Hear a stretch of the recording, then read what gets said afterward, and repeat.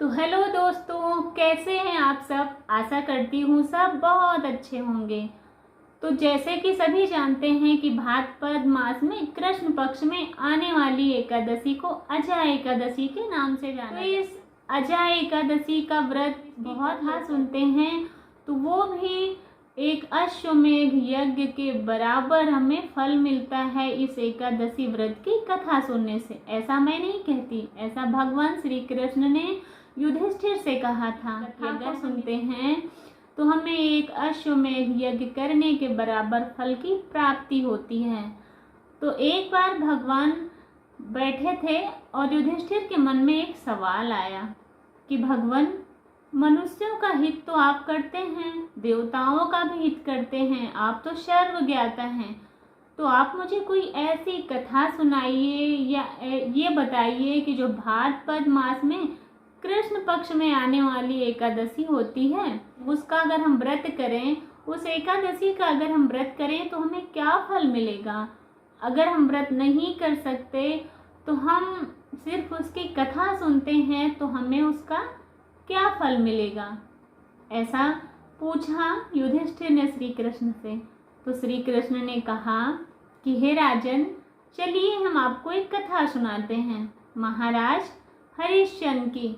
वो बहुत बड़े धर्मनिष्ठ और सत्यवादी राजा थे। एक समय की बात है, एक राजा थे हरिश्चंद्र की पत्नी का नाम तारावती और उनके एक पुत्र था जिसका नाम रोहिताश्व था। वो बहुत बड़े धर्मनिष्ठ और प्रजापालक थे। वो अपनी प्रजा से पुत्रवत प्रेम किया करते थे और वो बहुत बड़े सत्यवादी थे। कहते हैं राजा हरिश्चंद्र से बड़ा सत्यवादी कोई नहीं हुआ आज तक। वो राजा बहुत बड़े सत्यवादी थे, यहाँ तक कि जो देवता थे वो भी उनसे बहुत जलते थे।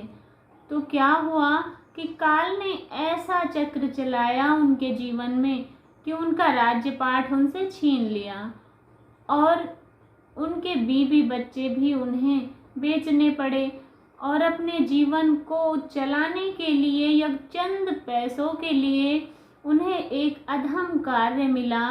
एक म्लेच्छ के यहाँ शमशान घाट में उन्हें मृत आत्माओं के कपड़े उतारने का काम उन्हें दिया गया और चिताओं को जलाने का काम करते थे।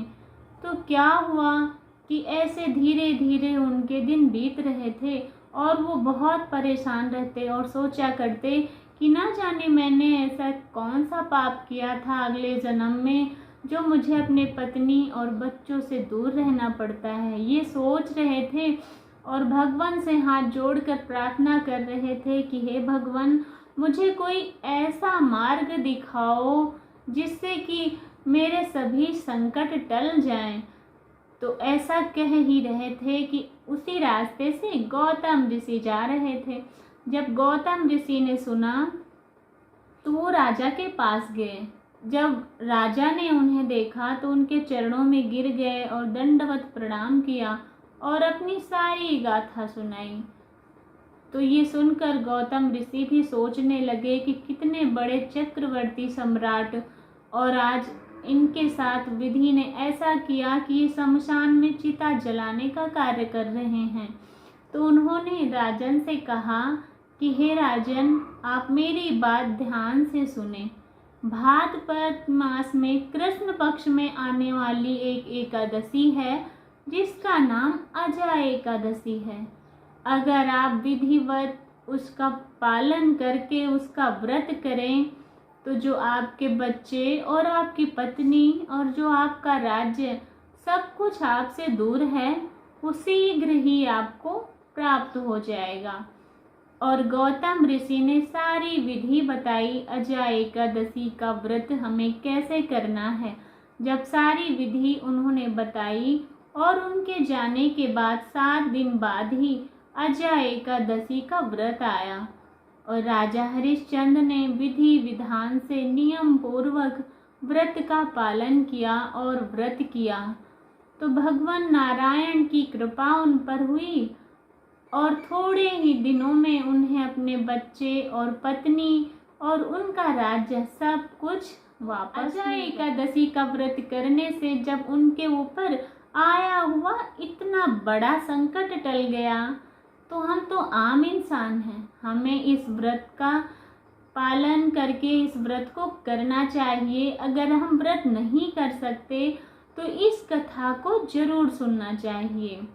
और हाँ, भगवान ने जैसे उनके संकट दूर किए वैसे ही हम सभी के संकट दूर करें, ये भगवान नारायण से प्रार्थना करनी चाहिए। और क्या हुआ कि उनके सभी संकट दूर हो गए और व्रत करने के बाद उन्होंने विधि विधान से उसका पारण किया। पारण हमें कैसे करना है कि जिस दिन हम व्रत कर रहे हैं सुबह ब्रह्म मुहूर्त में उठकर स्नान करके भगवान का ध्यान करें, ओम नमो भगवते या हरे कृष्णा का जाप करना। पूरा दिन हमें मन अपना एकदम अच्छा रखना है, किसी के प्रति ईर्ष्या या किसी की बुराई नहीं करनी है।